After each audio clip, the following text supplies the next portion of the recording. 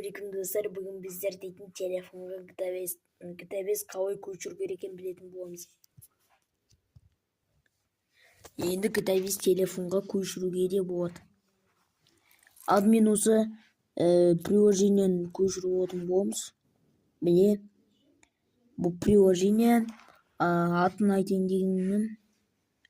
Бұның аты Star Parks Gaming News Videos Epic для Android деп тұр. Міне 1-3-2-2-0-0-41. Міне қазір загрузка күтіп отыр. Кәдімгідей өздеріңіздің Apple'дарыңызды көрсетейін, көшіргіздеріңіз болады. То есть көшірсеңіздер болады. Но енді Apple'ға да арналған бұндай бәлелер. Қазір енді телефонды пока что ұстап тұрамыз. Бұда енді бесплатно нелерді ойнай беруге болады. Осы міне мен қалған каналдарым ссылка телеграмда. Телеграмға ссылканы жіберетін болам.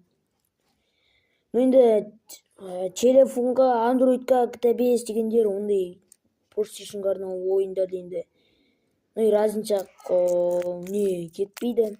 Оны так что ондайларға қарамастан бұрын разынша бетінен ондай нелер қажет жоқ. Мен сендерге ондай способтар айтатын болам.